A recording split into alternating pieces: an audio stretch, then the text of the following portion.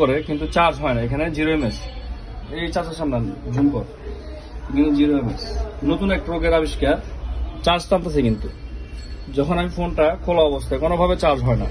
0 mAh সামনের দিকে, চার্জের দিকে। এই যখন লাইট নিচে রাখলাম তখন চার্জিং শো করে, আবার চার্জিং mAh শো করে। দেখেন এই যে 1.8। এই যে যখন ফোনটা আবার লাইটের সামনে তো সরাই নিলাম, চার্জ হলো না, শেষ। নতুন এক রোগ, তখন চার্জিং ভোল্টেজটা অটোমেটিক চলে যায়,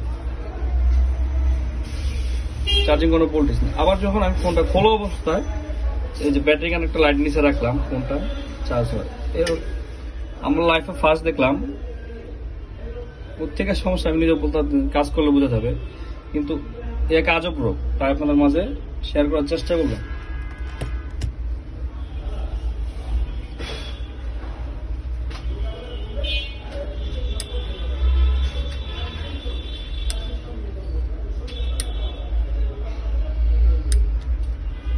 আমরা একটু আগে যে ফোনটা নিয়ে কথা বলছিলাম, যে লাইটের আলো পাইলে মোবাইলের চার্জিং ভোল্টেজটা বরাবর ঢোকে, ফেক চার্জিং থাকে না ফোনটা।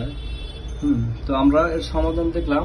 এটা আপনার যে গ্রাউন্ডটা চার্জিং এর যে গ্রাউন্ডের লাইনটা, এখানে একটা যে ওএমস আছে, যে ওএমসটা, এই ওএমস এর লাইনটা মিসিং আছে এখান থেকে। এই গ্রাউন্ডের লাইনটা মিসিং, এখানে গ্রাউন্ডটা করে দেওয়ার পর এখন আমাদের ফোনটা কমপ্লিট আলহামদুলিল্লাহ।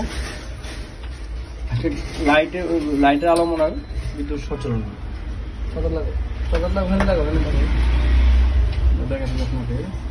তখন আমাদের লাইটের নিচে দিলে আলো চার্জিংটা ভোল্টেজ শুরু করতো, কিন্তু এখন চার্জিং ছাড়া আলহামদুলিল্লাহ আমাদের সেটের চার্জিং জমতেছে।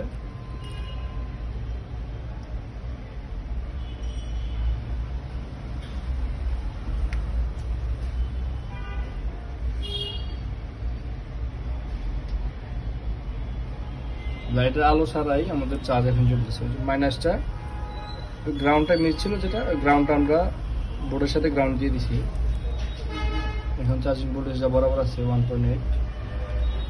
লাইটের সাথে কি বিদ্যুৎ কি আছে বুঝলাম না, লাইটের সেন্সর বলে ফেক চার্জিং চলে যায়।